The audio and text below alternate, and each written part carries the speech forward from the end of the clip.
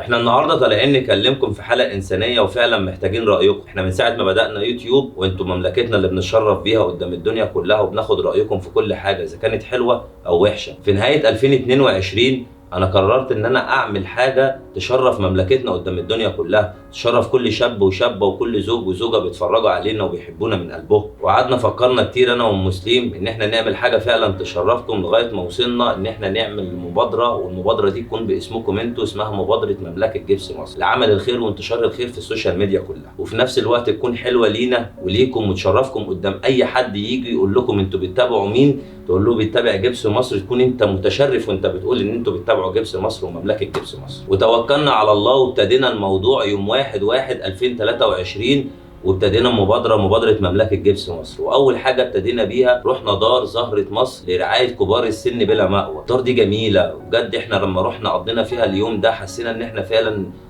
الناس دي ناس من اهلنا، ناس بسيطه وناس جميله وناس شبهنا. وكمان صاحبه الدار دكتوره جميله جدا، دكتوره سمر نديم، هي اللي عامله الدار، وهي بقالها كتير جدا ماشيه في الموضوع ده ومش عايزه يكون في متشردين في الشارع، فقلنا هي دي اول حاجه هنبتدي فيها بالمبادره. واحنا هناك يوم 1/1 الدكتوره قالت لنا ان في نزيله عندهم اسمها فيفي، كانت في الشهر يعني في نهايه الشهر التاسع وعلى وش ولاده. واول ما رحنا هناك احنا كنا موجودين هناك في اليوم ده، كانت فيفي ولدت وعايزين يعملوا لها اسبوع وكده وبيحضروا لها في التحضيرات. فاحنا اتفقنا انا ومسلم وقلنا لهم هناك ان احنا نتكفل بالموضوع ده كله، من ناحيه الديكوريشن بتاع الاسبوع، من ناحيه الغدا كمان بتاع الاسبوع والفشار وكل حاجه.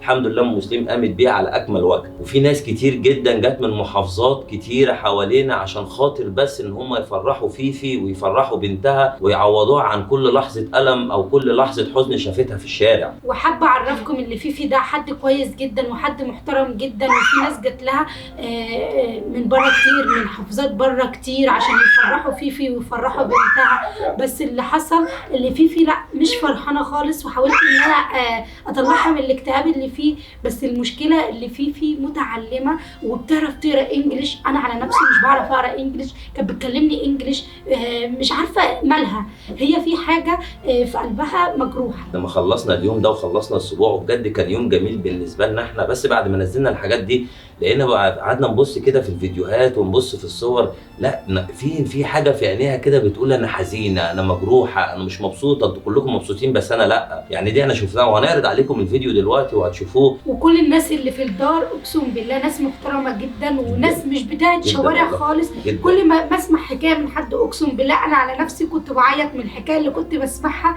لان هي ناس محترمه وناس غلبانه جدا. هم فاهم ذنبهم ان هم يترموا في الشارع، ومش دول مش حرام دول يترموا في الشارع، او اللي اهل يعني اللي بناتهم ممشياه، واللي واحد اتجوز واحده عشان ممشى امه ورماها في الشارع، وقصص غريبه كده لسه هنشارككم بيها من الايام اللي جايه، بحيث ان يكون الناس في قلوبها كده حبه رحمه كده، ويراعوا ربنا كده في ابوهم وامهم. في حاجات كتير مؤلمه والله احنا فعلا حسيناها، بس في نفس الوقت احنا عايزين نشارك، عايزين نملى المكان ده فرحه، عايزين نفرح الناس دي كلها، مش عايزين نحسسهم ان لا الدنيا كده بقت جشعه او في حاجه وحشه. لا، احنا هنعوضكم عن كل حاجه وهنفرحكم، ولسه الدنيا بخير واحنا اخواتكم وحواليكم.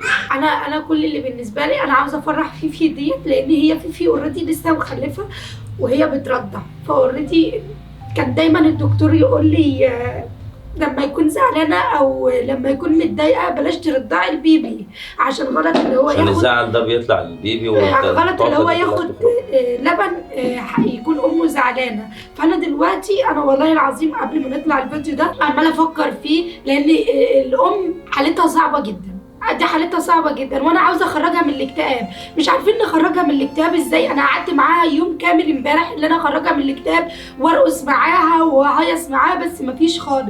مش عارفين احنا نعمل لها ايه. هو بص احنا هنشارككم يا جماعه دلوقتي الفيديو اللي احنا عملناه امبارح هناك، هو 5 دقايق هنحط لكم، بس هو معلش بالطول، وانتوا انا متاكد ان انتوا هتشوفوا فعلا النظرات في عينيها اللي احنا والكلام اللي احنا قصدنا عليه.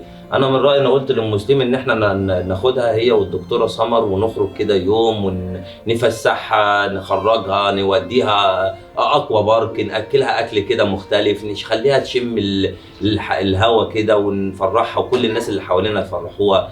بس المسلم قالت ان احنا لا نشارك مملكتنا. وانتوا كمان لو انتوا شايفين حل اللي احنا نخرجها من الاكتئاب يا ريت تقولوا لنا الحل ده، لان من امبارح انا ما نمتش، ومن امبارح هي صعبانه عليا، لان حرام اللي هي تدي لبن لبنتها وهي زعلانه، عينينها كلها زعل كل حياتها زعل. قعدت افرحها كتير قوي، والمشكله اللي هي متعلمه، والله العظيم متعلمه وبتقراش غير انجليزي. يعني هي لما باجي اقول لها تعالي نعمل مع بعض فيديو بتقول لي للاسف انا ما اعرفش اتكلم غير انجليزي. طب اقول لها طب حياتك انت مالك، حياتها مالها، مكتئبه ليه، واخرجها مفيش، والله العظيم مفيش. بالله عليكم شاركونا في الكومنتات تحت وقولوا لنا نعمل لها ايه، لان هي صعبانه عليا فوق ما تتخيلوا، بالذات هي الوحيده في الدار اللي صعبانه عليا. تمام.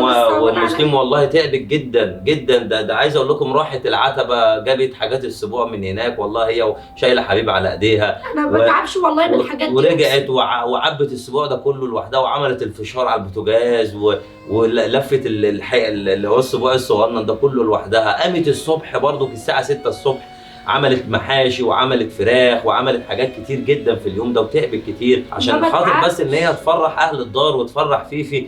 بس برضو يعني لسه الناس دي محتاجه تفرح اكتر كده عشان تنسى كل حاجه هي شافتها في الشارع. وعاوز اقول لك والله انا ما بتعب. انا هخرجك بقى، بس بقى خلاص بقى كفايه بقى عياط، وانا دلوقتي اروح بقى اخرجها واصور لها كده ستوريين كده حلوين، مشاركه كده كويسه، عشان هي تعبت جدا باليوم الجميل ده، وان شاء الله الايام اللي جايه تبقى جميله. وكتر خيرك يا مسلم، وربنا يجعله في ميزان حسناتك.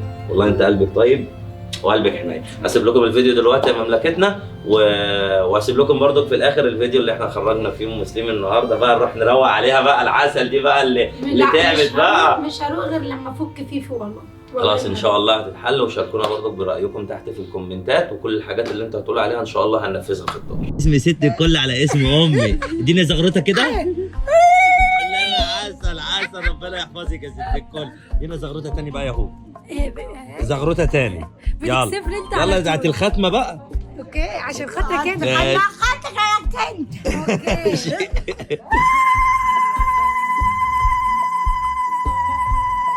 بمناسبة وصولنا ل1.5 مليون على الفيسبوك، قررنا نفرح فيفي في اسبوع بنتها هي في دار زهرة مصر. عملنا لها احلى لوكيشن واحلى اسبوع واحلى غدوة. يلا بينا نتفرج على فلوج النهارده، فلوج السعادة وفلوج الفرحة.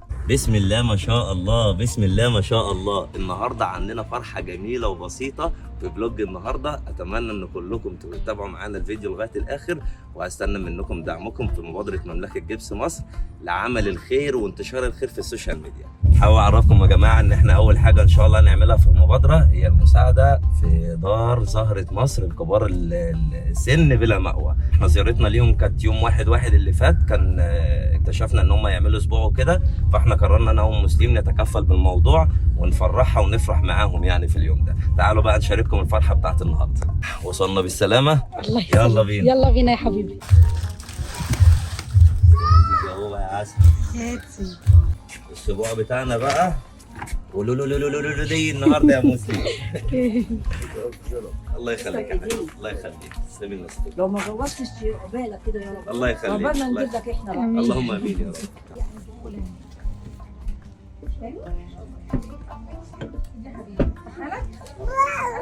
كل حد بيعمل خير ربنا يفتح له كل الابواب، يعني بيعملوا خير زي ما ربنا سبحانه وتعالى بيقول في كتابه الكريم: بسم الله الرحمن الرحيم، لن تنالوا البر حتى تنفقوا مما تحبون. ربنا يا رب يكرمكم.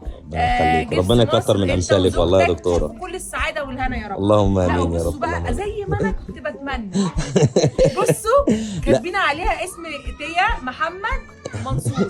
لا وشوفي بقى الجمله اللي انا كاتبين ايه كمان؟ لا لا جنب التاني هنا. كاتبين التاريخ الميلاد وايه كمان؟ شوفي بقى لما ربنا امر بعت لنا تيا زي القمر. لما ربنا امر ومسلم مروقه عليكي. بصوا بقى انا قلت لها انا اصلا بحب قوي الاكياس التل دي، فقلت لها انا نفسي يتعمل كده، وهي عملت زي ما انا قلت بالظبط. ربنا يبارك لها ويجازيها خير. الله يخليك. وكتبت لنا كمان على الفلوس اللي جوه تيا محمد منصور وشوكولاته وشمع وحاجات جميله. ربنا يجازيها. والله ام مسلم كانت بتعمل السبوع ده، حسيته ان هي فعلا اكنه بتاع حبيب ابنها والله. هي جميله والله. الله يخليك الله يخليك. الجنه يا رب. ربنا يخليك يا دكتوره يعني والله. انتوا النهارده ابهرتونا، وكل الناس الجميله ضيوف القمر اللي جم عشان يفرحونا. نكون في جوله بسيطه كده بس في الدار، ان شاء الله الايام اللي جايه نعمل لكم جوله في المكان كله، وهنعرفكم على المفروض الفرحه بتاعت النهارده، فرحه فيفي وبنتها صغيره اسمها تلا محمد. تيا اسمها تيا تيا محمد منصور. هنعرفكم عليها النهارده وبرضه نشارككم قصتها. بصي الدار جميله جدا بسم الله ما شاء الله، ومنوره بروح الناس الجميله اللي موجوده فيها والله العظيم. بصوا ايه العسل ده. ربنا يبارك لك يا دكتوره سمر والله، وربنا يكتر من امثالك وتنشري الخير في السوشيال ميديا اكتر واكتر. بسم الله ما شاء الله، بسم الله ما شاء الله، بسم الله ما شاء الله، اللهم بارك، ربنا يحفظها يا رب. النهارده احنا في دار زهرة مصر الكبار بلا مأوى. النهارده بالنسبه لي يوم مش عادي وجميل وقمر، وربنا يخليكم لينا كل الناس القمر اللي جت النهارده، ربنا يبارك لكم يا رب، وشكرا على كل حاجه حلوه عملتوها. هم النهارده بنحتفل، هم واحنا بنحتفل بحفل اسبوع فيفي. فيفي نزيله معانا هنا في الدار زي القمر، ربنا يحفظها يا رب. ودي بنتها من جوزها، والحمد لله خلصنا لها ورقها وعملنا لها البطاقه وطلعنا قسيمه الجواز وشهاده الميلاد بتاعه جوزها، وكمان عملنا محضر في النيابه بفضل الله تعالى، ووكيل النيابه امر ان البنت تتسجل باسم باباها ومامتها هم على قيد الحياه. ودي كانت اهم حاجه بالنسبه لي، عشان الطفله الملاك الصغيره دي ما تعيش في الدنيا مجهول الهويه، لا هي النهارده معلوم الهويه باسم باباها ومامتها. وربنا يقدرنا يا رب ان احنا نفرحهم ونكبر بخاطرهم، وحبينا ان احنا نعمل حاجه بسيطه لفيفي القمر دي ونعوضها بيها عن حرمان اهلها، ونعوضها عن اي حاجه هي شافتها. واحنا اهلك واحنا ناسك واحنا كل حاجه. وانا مش هقول لكم انا بعتبر فيفي يعني حد عادي، لا انا بعتبرها اختي، بنتها دي هي بنتي، وربنا يحميهم ويحفظهم ويقدرنا ونفرح كل النزلاء اللي معانا في الدار، لان هم مش هقول لكم ده مش دار، ده بيت العيله، اللمه الحلوه، جبر الخواطر، وربنا يقدرنا ونفرح كل الناس الطيبين. سقفة يا جماعه، سقفة يا جماعه. يلا نحتفل بقى، يلا نحتفل.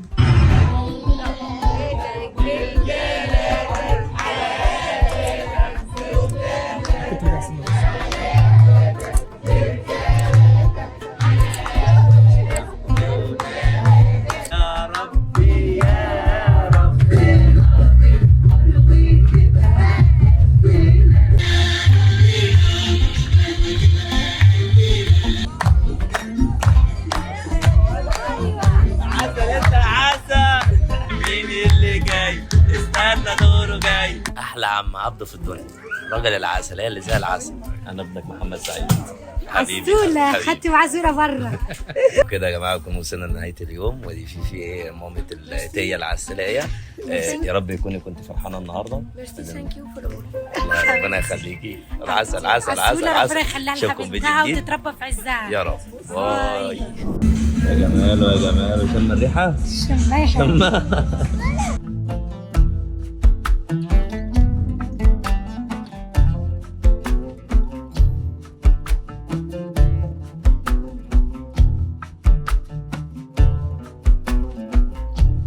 كده الاكل كله يكون وصل اهو يا جماعه، وكل حاجه المسلم طلبتها بقت موجوده اهو، حتى الاطفال وكل حاجه تمام.